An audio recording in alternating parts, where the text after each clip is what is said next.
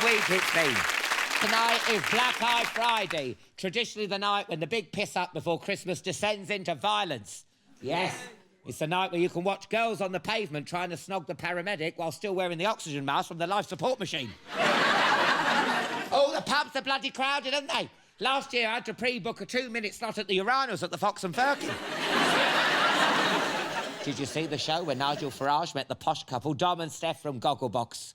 How pissed did they get? By the end of the show, I was expecting to see Dom and Nigel holding hands on the sofa, weeping at the telly. I'm not sure Farage is up to a job as big as running the country.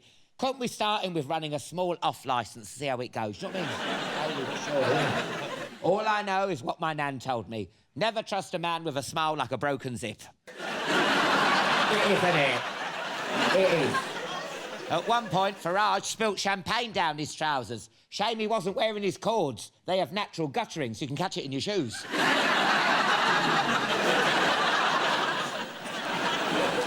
I don't want Farage ruining shows like Gogglebox. Are you the same? Yeah. At least make it a swap and have the boy who never speaks running UKIP for a bit. And finally, Ben Haynow won the X Factor. Ben looked so shocked, but then that might have been that he'd just remembered he's left his van on a double yellow for the last 3 months. Oh, my God, I can't believe it's happened to me. Dermot kicked off the show dangling from wires above the audience. For one horrible moment, I thought it was a Christmas thing and the crowd were meant to kiss under the missile bulge. I think they're the same wires they used to help Simon wink. Every act, when it, Louis was going, pick up the phone, pick up the phone. Wasn't it? I think he was on commission. I was half expecting to ask if we'd been missold PPI as well. Did you see Ronnie Wood performing with One Direction? Yeah. Gaunt. He looked like Rod Stewart had fallen into one of those vacuum pack machines they use on MasterChef. Fleur showed off some powerful thighs in those dance routines, didn't she? Did you see her? Bloody hell, there'll be no uncracked Brazil nuts in the East household this week.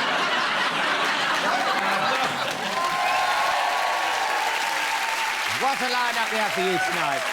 Whether as a Bond girl in A Quantum of Solace or a trade unionist in Made in Dagenham, one thing's for sure, she's always one of the most striking actresses out there. Yes, the brilliant Gemma Arterton will be joining me on my sofa. I'll be talking to a star of the biggest sitcom on the box and the man behind the potty-mouthed pensioner who can even make my nan blush. That's right, Mrs. Brown himself. Brendan O'Carroll will be dropping by later. And the brilliant Tom Odell will be performing live right here later.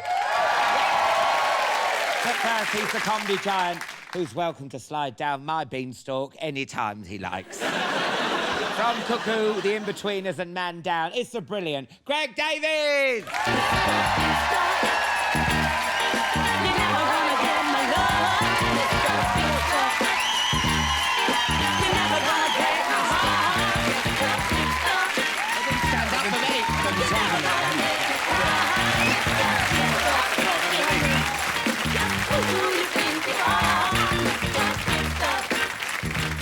Mr. Big Stuff, because you're tall. And fat. Here. Oh, that is bad. 3.5 stone overweight, officially. No! Yeah, the doctor told me. What an arsehole. Why would he say that to someone? You wouldn't believe it, though, would you? Get fucked. Well, come on, let's have fun. You've got bloody Christmas coming up now. You know one's going to get slim over Christmas. Yeah, come on, let's have it. Oh, God. Right, what do you want, my love? Do you drink? I do drink. I'm not very good at it anymore because of my advancing years, but let's do it. How old are you? 38. Next year, over.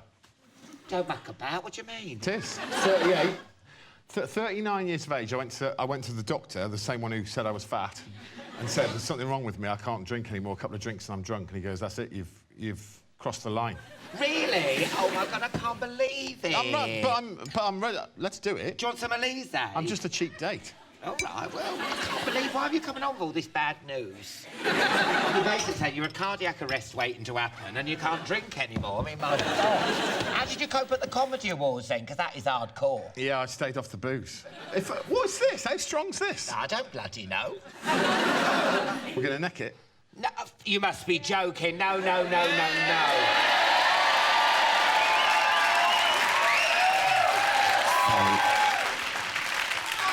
Maybe not. Come on, then, neck it. Come on, neck it. What is it? That's vile. That is vile. What is in this shit? French cognac, exotic juices, French. That's a classy drink. Yeah. Anything that's mixed with brandy. Yeah. Pink grapefruit and mango. It's disgusting. Sitting there and you're not even drinking it. And that's disgusting. That is instant heartburn. Cheers. Because you know what? People don't realise, do they, about the Comedy Awards? They don't feed you there. They give you all this bloody bottles of wine and vodka, and all you give is like a Jacob's cream cracker, and then they wonder when you go to get an award, like, oh, look at him, showing himself up. But you don't get anything to eat, do you? Nothing to line your stomach. There's a lot of crisps, Al. I got through a lot of crisps. Yeah, because you know what? You know, last time I was on, I tried to get off with Nicole Scherzinger. Did you? Yeah, I was so drunk. That's weird, because I've heard... What? Is there a rumour going I've heard on? these rumours that you're gay, no? What? Who's spreading this rumour? If I find out who did it, I'll knock their block off. My missus is going to be fuming.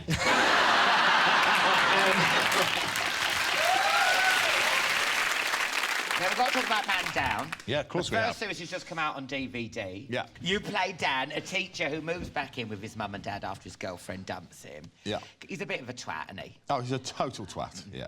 Yeah. Now, the late, great Rick Mell played your dad. He was one of your comedy heroes. What was it like working with him? It was amazing working with him, yeah. Because I've sort of morphed into looking a bit like him as I've got older, so... Yeah, so it was always a joke when I was writing it and we were putting it together. We were always saying, obviously, Rick Mell would play my dad, even though he was only 10 years older than me. And I never thought he'd say yes, but he did, yeah. It was wicked. Yeah. I walked into a room, he's my comedy hero, and I walked into a room and I was shitting myself, and he put his arms around me and he went, comrade. It was great. That's nice, isn't it? Because he's a real bastard to you in the show, isn't he? Yeah. How much of the character is based on your own dad? A lot of it. But I sort of took the part of my dad that used to love attacking me. There was What do you mean? There was loving stuff as well, you know. I just took all the bad stuff. But there's a scene in the show where Rick takes me to... Well, my dad in the show takes me to the house of his first love. And he describes very poetically how he used to woo this woman. And then at the end of the... I don't know if you've seen the scene, but at the end of the scene, he goes... Anyway, all's well that ends well. I fucked her against this wall. And then my dad just did that to me. He just did it. It was just genuine. Is he a practical joker then, your Yeah, dad? totally. Yeah. Oh, my dad's a bit like that. Someone got revenge on my dad, yeah? You know those fart machines? Yeah. He put a sensor, someone slipped a sensor in his pocket, yeah? So, you know, like a Wi-Fi fart machine. And when they pressed the button, they were at a Chinese restaurant, and his friend bent down to smell the thing, and my dad pressed the button, so it went... My dad was laughing so much, he stopped breathing and collapsed on the table. So what was your mum nicer to you? Because your dad used to pick on you. My mum was lovely, and my dad was lovely as well, but he just... I went to him once, when I was a young man, because I thought that my testicles were moving. Moving? What do you mean? On their own. Moving on their own? What, like a phantom ball? Both of them, just there was some slight movement in them. Are they meant to move? Yeah, if you control it, but I wasn't controlling it. Oh, my God, that must be so weird. Right. And I was, like, 12, and I went to him, and I was genuinely worried, and I plucked up courage over a week to tell him. Most dads would have been sympathetic, Alan. He, for 5 years, called me alien bollocks.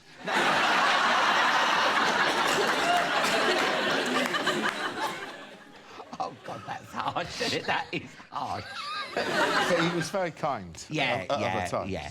Now, the Man Down Christmas special. Yeah. What have you done about Rick Mell? That's what I want to know. Well, you should probably just watch, but we haven't tried to replace him. You can't. He's irreplaceable. It's impossible. So no, the character's gone. Yeah. Now, let's have a look at a clip. This is Greg having a tear-up with a turkey in the Man Down Christmas special.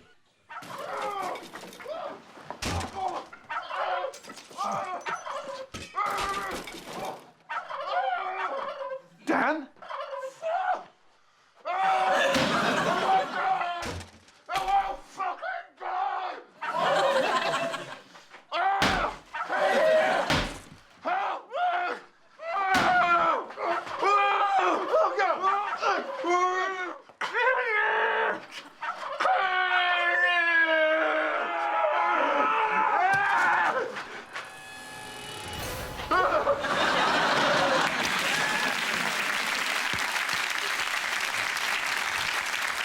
Well, like your character in Man Down, you were a teacher before you got into comedy. Yeah. Were you as crap at it as he is? As Man Down, yes, easily as crap. What kind of a teacher were you, though? Were you one that... Do you know what? I met an ex-pupil, a really lovely ex-pupil, about 3 weeks ago, and we were having a really nice chat. She was being really sweet, and she went, oh, do you know what, sir? It took me... Because they still call me sir, they're all in their 30s. So it took me about 2 years, and I was looking through some photos, and I saw a picture of you, and I thought, oh, God, he was fucking shit. So what were you like, though? Was you a cool one? Hey, kids, what you doing? Let's go. Or was you just really nervous and sweaty and all? What were you like? No, I wasn't. I was strict enough not to have my life ruined. Yeah. Yeah, but I don't think, you know... Do you have that voice, that teacher voice? What are you doing? Go on, do it to me, do it to me. Oh, yeah. It's more the look. I learnt this off an old Welsh woman, the look. Yeah, that was scary, yeah, yeah. The secret is to maintain it. Yeah, that is scary. Oh, no, that is scary. And yet, powerfully erotic. Yes. I think one of my balls started moving around.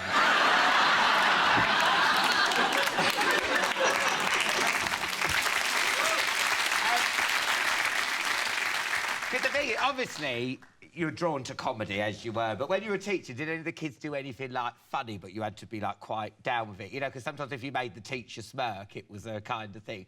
Yeah, I mean, yes. But generally, I was so bitter, I was able not to laugh at them. Oh, God, so you were really, like, twisted. A kid really got me once when he was 20 minutes late to my lesson, and I had a face like thunder, and I gave him the full look, where the hell have you been?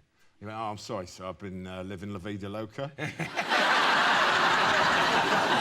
Fair enough, innit? Yeah. Fair enough. Yeah. Was you ever a supply teacher? Do you have a supply teacher that asked for your name? Like, poor bastards. Pull my cock and all that, yeah.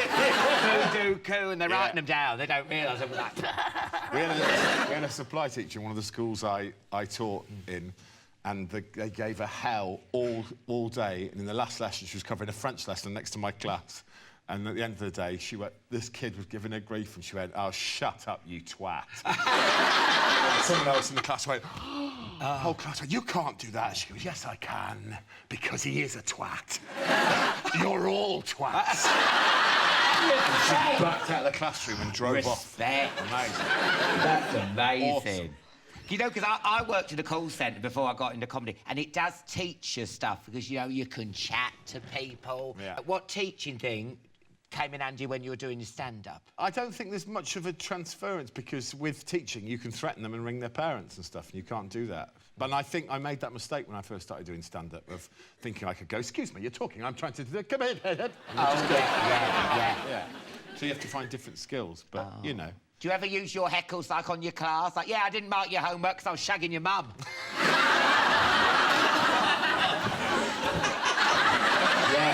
I used to do it more literally. I used to have actual sex with their mums. Oh, that's nice. What a parents' evening that was. Thank you so much for coming on, Greg. Oh, thanks for having me. I think it's lovely, yeah? And Man Down's on December 23rd, 10 o'clock. p.m, and I'm also in the Christmas special of Cuckoo on Christmas Eve. Oh, OK. What time's that on? Dunno. Stop being lazy. Get Radio Times. We can't do everything. Greg Davies, everyone. After break, Gemma Arterton, Mrs. Brown's Boys star, Brendan O'Carroll, and Tom Odell will be here. I'll see you in part 2.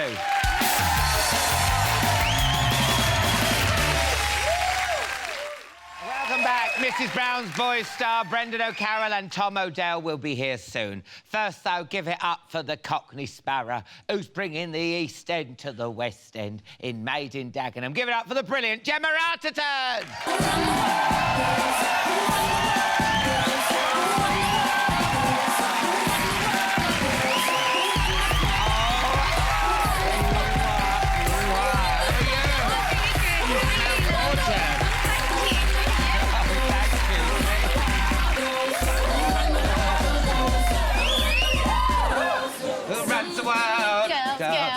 Girls. Right, let me get you a drink, love. Oh, you're tempting me now, but I don't drink at the moment, Alan. Got to look after my voice. Because you're in a musical. Yeah. Made in Dagenham. Yes, right. Will it really damage your instrument? Well, I've heard, yeah. I mean, I can have the odd one on a Saturday night. But you can't go crazy. I can't go crazy. Because I sing better when I'm pissed. Honestly, someone commented once on my Ness and Dormer in a toilet. Honestly, because I was like, oh, Ness and Dormer. Honestly, it was spot on. So let me get you like a... Do you want like a Diet Coke? Do you know what I'd love if you've got it? A ginger beer. Oh, look, is that a huge... No, that's a bitter lemon. Bitter lemon. Oh, go on, that'll be all right. Are you sure? Yeah, that'll be... Ginger beer. Oh, let me get you ginger beer. I was coming. I know. There you go. That's it, perfect. usually I'd put a little bit of vodka in there, but... Yeah, you're not. You're being professional, being a good Gemma, girl. and I respect you for that. Cheers. Fantastic. Thank you. Thank you. Now, how do you keep your voice in shape? Is there, like, vocal exercises you need to do? Yeah, you have to... Now I've developed a tic, which is I wake up in the morning and go... just to see if I can sing. And I do it all day long and people know... But this one's a good one.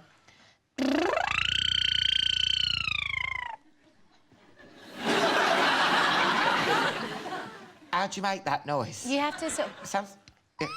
Do that. You can do it, come on. Yeah, look, you can do it. A load of stray dogs just turned up at the back door. Gabby? Yeah. And then you buzz your lips while you're doing it. It's uncanny, it really is. What the hell does that do, though? It lifts your larynx up. All right. And it warms up the top part of your register. Oh, my God. There you go. Now, I went to see you in Made in Dagenham, yeah, and it genuinely was brilliant. I loved it. Thank you. I really did. And you sing all the way through, and you act. You're never really off the stage, are you, to be honest? No. But I have got a bone to pick with you. Oh. You gave me nearly a bloody heart attack. I'm there sitting there, all of a sudden I hear this shouting behind me, equal pay for women! I'm thinking, oh my God, here we go, some militant nut jobs is about to storm the But it was you. It was me. What was you doing there? Was you just checking I turned up? Do you know, I have to say, Alan, I didn't even know you were in, but you just happened to be... Were you in front of me, behind me? Yeah, I was like this. And... Equal pay! I was there, I was tugging on your dress going, Gemma, you're on Chatty Man. All right, Gemma. No, I didn't. No. I'd love it if somebody did that. Now I've asked for it, people are going to do it. But I see people look around, they get all excited when you're in the audience, because I go into the audience in the show. You do that, don't well, you? People know, and now people know that I stop at a certain place, so you get, like, the weird ones sitting in those seats. Yeah. Is it a certain older man? Yeah. Yeah. Do you ever think of carrying some mace? That'd be great. Made in Dagenham, back off. You should do that. Shouldn't I? I've got a handbag all the time, so I can hide it. Yeah, pop a taser in there. Yeah. I love you, Gemma. Tell the people that what's the show about for anyone who's missed it, who didn't see the film? It's based on a true story about the women of Full Dagenham who went on strike in 1968, and they got the Equal Pay Act started. And I play Rita, who's a fictional character, but she is a working mum that sort of leads the strike. Now, is it true you went to Parliament to campaign for equal rights for women? I did. I went to Parliament.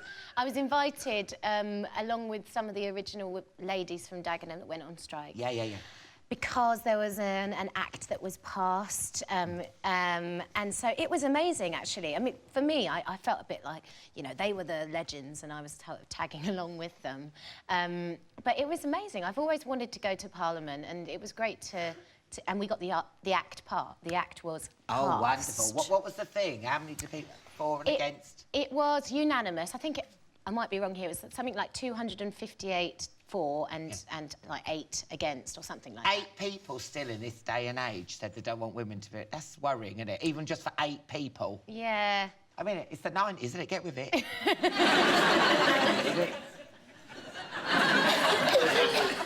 What was it like in Parliament?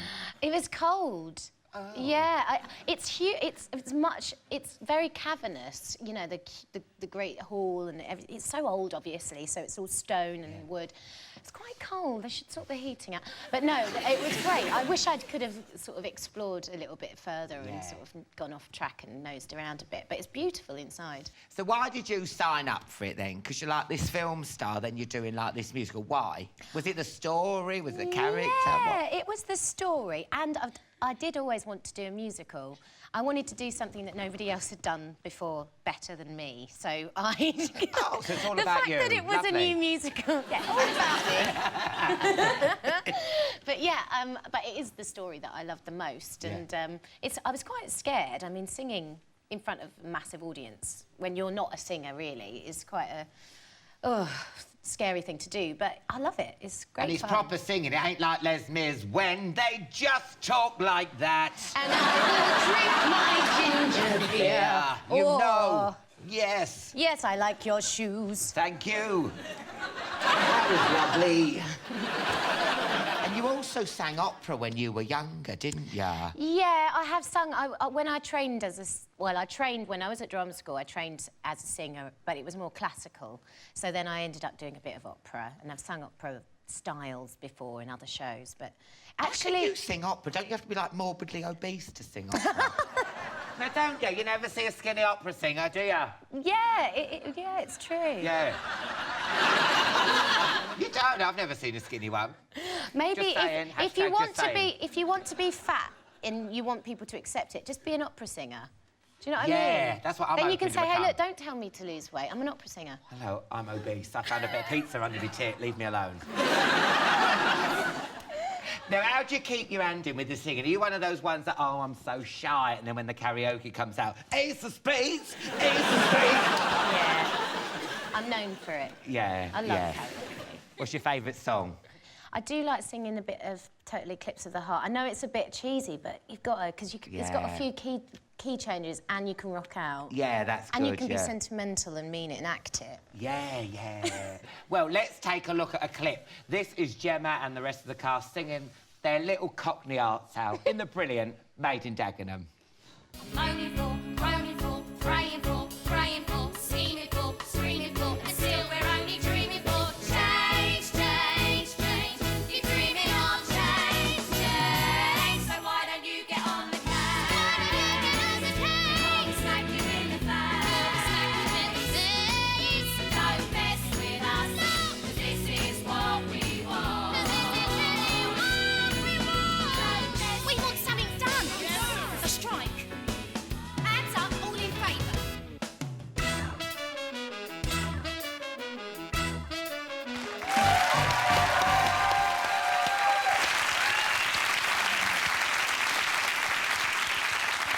It's nice to hear a Cockney accent on stage, because it's like an endangered species. You don't hear it anymore, I do know, you? it's Don't hear dying any old out. Cockneys, do you? It's dying out. Yeah. It's a shame because I think it's such a great accent and it's got so much history. I love all the Cockney rhyming, slang and everything. Even my accent, it used to be like your accent. You used to sound like me. Yeah, you sound like you, darling. Back in the day, before I was trained, I used to, yeah. And they knocked it out Well, of me like at proper drama like apples school. and pears. Go blimey. Oh, get up those apples and pears, yeah. yeah. Have you ever heard Get a Pig's Ear Out of the Tower? No, what's that? What? Get a pig's ear out the what? Get a pig's ear out the tower. What's that? Get a pig's ear, beer, out the Tower Bridge. Fridge! Oh, did you know this? This is very you know, you have to go deep into the Cockney rhyming slang to know that stuff. Yeah. But my dad speaks in Cockney rhyming slang every now and again. Yeah. Actually, I go home and I go proper like. Yeah. Oh, shut up! Here, get some water. Because my mum's like that when she meets up, because my mum's a Cockney, when she meets up with all her family at Christmas, oh my God, it's like birds of a feather. Shut up, you cow! You'll get more Cockney having a Cockney off. Shut up! I love that. Cow in Cockney is the Yeah. best word to say. You care. Yeah, it You lasts, care. it lasts forever, doesn't it? Yeah. Care. You go out the room, you come back, they're still going, care. I've got to get it into the show. I don't say care. I say nah. Yeah, nah. But not yeah. care. Here, you know when you're not doing a matinee, Yeah. what do you do all day? Because you're not working till 7:30. Oh, What do you do? I do stuff. No, I've got my own little production company, so I'm doing meetings for that, read scripts, go for a walk, do a bit of Pilates, see friends, sleep often. This show is... The thing is, as you're saying that, you're fluctuating between... Have you noticed between Cockney and posh? Go for a walk, life. Pilates, meet a friend. He's just on. That's what it's like. That's my life. You're like is a my Cockney accent. trapped in a posh woman's body. Yeah. Help, shut up. Well, good luck with it, because it's bloody brilliant. Absolutely love it. You've got to go and see Made in Dagenham. It's fantastic. Give it up for Gemma Arterton, everyone. After the break, Mrs. Brown's voice star, Brendan O'Carroll, and Tom Odell will be here. I see you in part 3.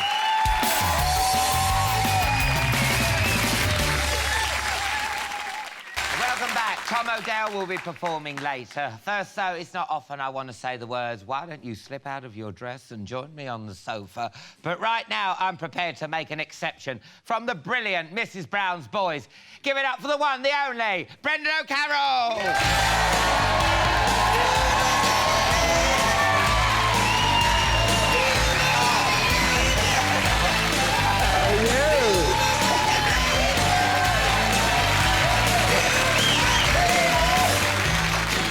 Lovely.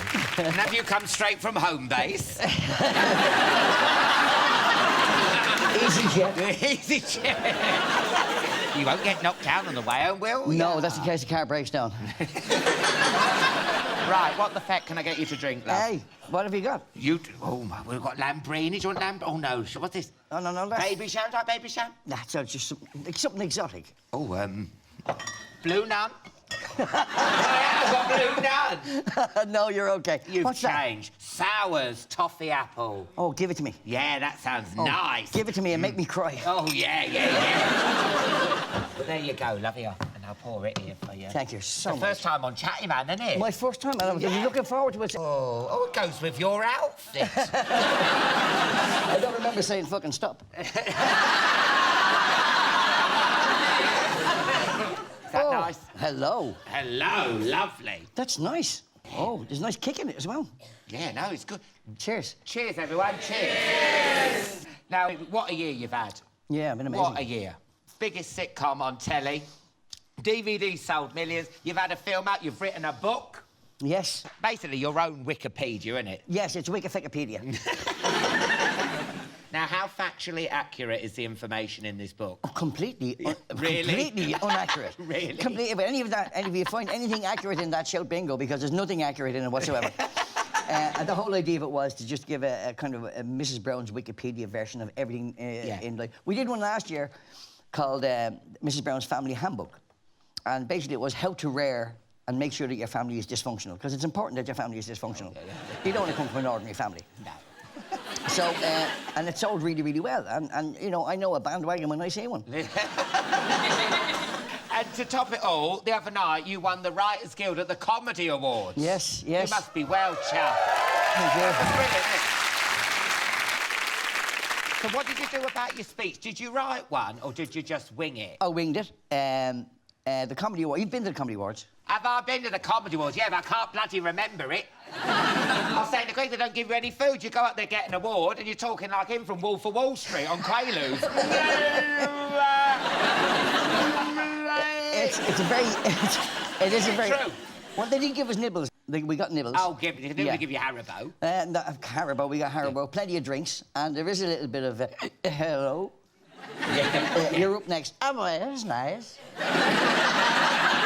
But it was a lovely night, and it was weird because I wasn't expecting anything. We weren't nominated in any category. Oh, so no one did the old, I think you might get us... No. And there was a nice man at the table next door to us, and every time one of the categories would come up to, they say, best actor in a comedy, he'd tap me in the arm and go, good luck. And I go, I'm not up for this.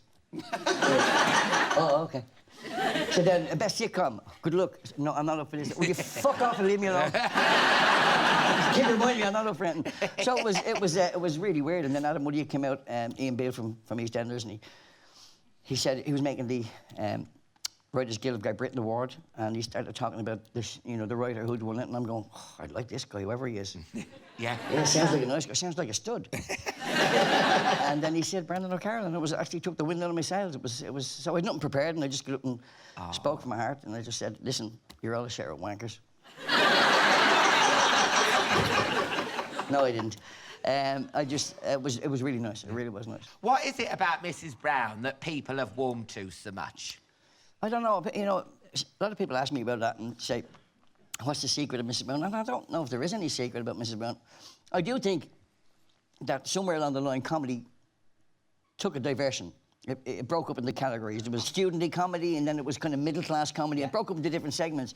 And there wasn't that kind of broad Dad's Army style comedy. And I think that's it. So that everyone can laugh at and enjoy it. Yeah, and I think it's just, I often say it's comedy for the audience that comedy just forgot for a while. Yeah, and it's back. Good, yeah. And it's going really well. And I don't know, she's a bitch. I mean, she's an old cow. But she's a lovable little cow. Yeah, yeah. And, she loves her kids. And I also think that she's at an age where she doesn't care what she says. Oh, yeah, yeah. And, I'm nearly at that age myself. I can't wait. Do you know what I mean? I can't wait. Just get away with murder. Just say whatever you want. No one gives a shit. Like, I used to canvass for... my mum was a politician. So I used to canvass for some of the Labour politicians that came after her, and they'd go door to door knocking at doors, and you really could see the difference. Like, you'd knock at a young couple's door and they'd open the door and you'd talk about the Labour, and they'd be listening to you and there'd be all questions, and then you go to somebody else who's just a little bit older and they're going, yeah, cynical. Yeah. And then you knock at an old person's door, you open the door and they go, fuck off! Okay? And they just don't care. And that's kind of Agnes, What are you doing here in my garden? Yeah. How much of the success do you reckon is because it's Irish? Because it's the fact people will laugh more if you say something in an Irish accent, won't it? I think there's a universe, and I'm learning that now. Because, Mrs. Brown's not new. She's 20 years doing this. And I learned when the Mrs. Brown's books came out and they started to sell around the world, I was getting emails and letters from people who live in Bombay, in Tokyo. Yeah. Who say, this woman lives just down the road, or she reminds me of my gran or my nan. Yeah. And I think there's that universal mammy. Yeah. And I think that's it, familiar. She comes on this, and people go, oh, this Jonathan Ross at the awards. We were talking backstage, and he said to me, I have to put my hands up. He said, it was 2 or 3 episodes before I realised it was a man. Oh, give over. What do you mean? So has anyone ever, when you've been in drag, anyone mistaken you? Yes, it's embarrassing. You are lying. I swear to God, it's embarrassing. It really is embarrassing. People, they hang around the theatre with flowers. And I open the door a little bit if they're outside. I'm not coming out. I don't do that, sorry. But, with the people do, everybody's too embarrassed to tell them it's a man. Yeah. They go, would you go to dinner? Would you do this? Would you do that? And the money's right, I'll do anything. I'll give you the best night of your life, son. Don't mind me crying, son. Make me take it.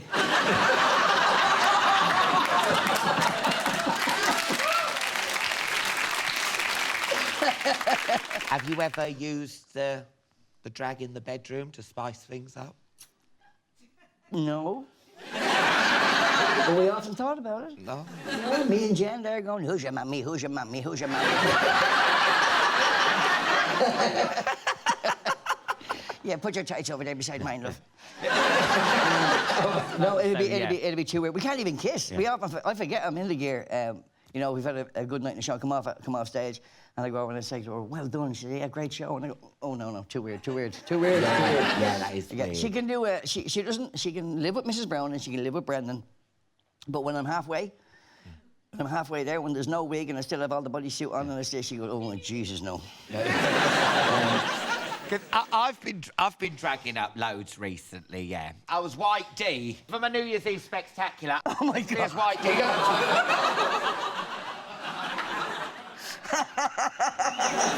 You think you're going to be pretty? You always think, oh, I always had this dream, like, if I did dress up as drag, I'd be like, oh, what a lovely woman you make. No, munter.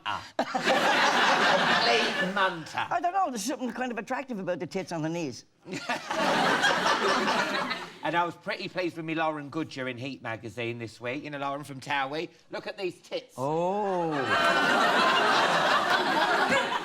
You're not half bad. Thank you, babe. Well, that's quite attractive. Yeah. You know, gun to me head. Yeah. Gun to me head. Now, Mrs. Brown's Boys, it's on Christmas Day, isn't it? Yeah, Christmas specials. We've got one on Christmas Day at 10:05 after EastEnders, and one on New Year's Day at 9:30. Oh, so you're actually up against Chatty Man. Oh, you're kidding The me? Christmas special, yeah. What, Bring it on. Yeah, bring it on, I'm ready for you. Yeah. Don't you dare switch over, don't you dare. Well, you know, I hope it goes well for you. I'll be in Florida and I won't give a fuck. Yeah. I hope you get millions of listeners. Viewers. Listen. This stuff is shit, strong. I know, look, you're red. Well, let's have a look at an exclusive clip. This is Mrs. Brown in action in the brilliant Mrs. Brown's Boys Christmas special. What are you watching? Strictly the Results Show.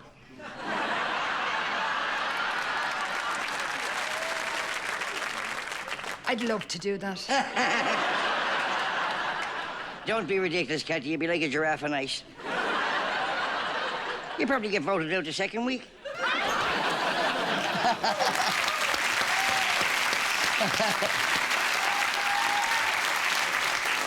I have to put that in context in that we recorded that Thursday after she got voted out the second week. So she wasn't expecting me to say that. She was expecting me to, I just said, all I want you to do is come down and go, I'd love to do that. And your mother would go, you'll be marvellous. Yeah. But I didn't say that, of course. I said, don't be ridiculous. How did you find it, though, Strictly? Because you meet people who go on Strictly, they work them to death. They are knackered. You say, oh, what's up with you? Been on Strictly. Yeah.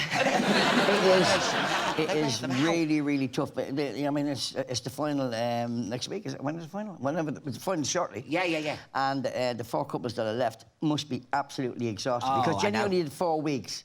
But in the 4 weeks, she was it's 7 days a week, 24 hours a day. Yeah. And you're not talking about it, you're texting about it, you're thinking about it, you're looking at the videos back to get your steps right, and you're still going out and Craig is selling you your crap. So it's tough, it's competitive, it's more competitive than it looks. Was you worried about the curse of Strictly? No. Weren't you? Because there's a lot of that going on, isn't there? Maybe that's why she's coming home tired. No, we weren't worried about this. And I think that a Strictly course is probably I think it's a myth, you know. Yeah. The way I looked at it was when we talked about it beforehand. If your marriage is okay and everything's okay, there's no room for anybody else anyway. So you should be fine. Well put. We're getting divorced on Wednesday. We're going to have to take a break there, love. Join us again in a couple of minutes when I'll be chatting some more with Brendan and Tom Odell will be performing. See you in part 4.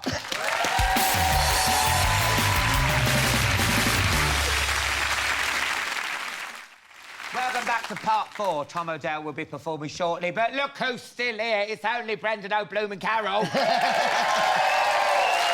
do you want a top-up? Yes.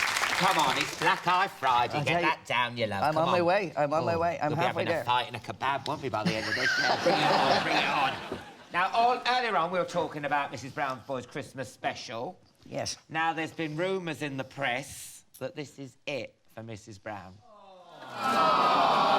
Are you going to jack it in? You must be kidding.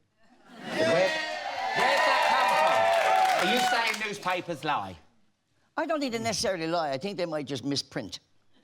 And I think in the case... No, what it was Danny, my son Danny, was doing a charity function up in Donegal, and one of the newspapers called him about the celebrities that were attending it, etc. And during it, they said, so how's things going with Mrs. Brown? And he said, oh, we're finished with Mrs. Brown. And they went, oh, right, oh, OK. So they ran with the story that Mrs. Brown was over. But actually what he meant was we just finished the Christmas specials. Yeah. So, Yeah. so they ran with that. But it's 30 phone calls later from different newspapers and BBC shitting themselves, etc. It was panic stations. But yeah, I said, yeah, that's the kind of guy I am, you know. I work for years and years and years with Mrs. Brown, and then as soon as it takes off, I stop. So no, there's no, it's no. I'm going to milk this widow dry. Now, Christmas is upon us. What are you going to do for Christmas? Are you excited? Do you like it? I love Christmas. I'm from a family of 11 kids, and Christmas with 11 kids in the house was always very magical. And I grew up with this thing about Christmas. My mother probably instilled us in it. You know, even when it's getting close to Christmas and things are tough, we're still going to have a Christmas. Christmas is still coming. It'll still be nice. So I've always believed Christmas is magical. I had one memorable magical Christmas. There was a toy called a Johnny 7. Older members of the audience might remember it. It was a gun. And every Santa Claus I met, I asked for Johnny 7. And when Christmas morning came, went downstairs, and there were 2 pistols and a set of pair of holsters. No Johnny 7. Oh. So I went out on the road, and all the kids had Johnny 7s. But just as we went back to school, and there had been a building on fire. So this is about 5 days after Christmas. And I went to poke around. There's firemen all around it, and the fire was out, and it was just rubble. And there was a pallet of Johnny 7s. Half of them were burnt, but some of the bottom were okay. Yeah. And I'm standing looking at these, and the fireman, the fire chief came over, and he gave me he said, help yourself, son. Oh. And I went and I took one, and I didn't even go to school. Went straight home with it, and I had me Johnny 7. Well, amazingly, 50 years later, my father-in-law, who was a fire chief, told that story about a kid who he told, take a Johnny 7. No. I ended up marrying his daughter. That's amazing story. Magic. It's magic. The magic of Christmas. There you go. So if you ask me, is Christmas magical? Yes, Well, it is magical. I thought I was getting a Johnny 7, and I ended up getting the best thing that ever happened to me in my life. And it was me who burnt that house down.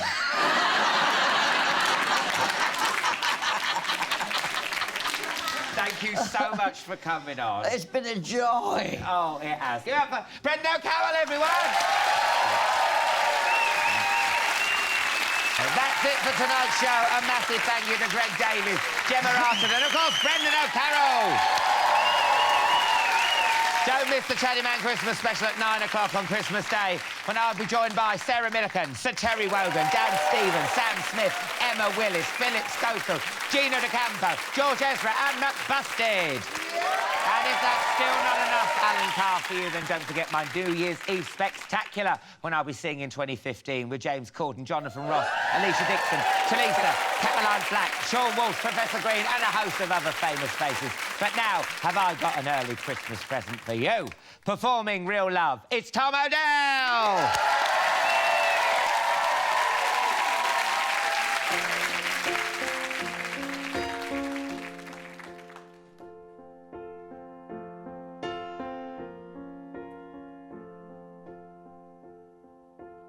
All my little plans and schemes lost like some forgotten dream. Seems like all I really was doing was waiting for you.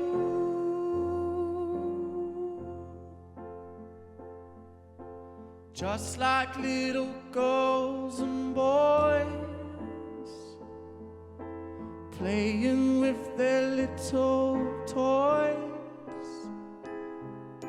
Seems like all we really were doing was waiting for love.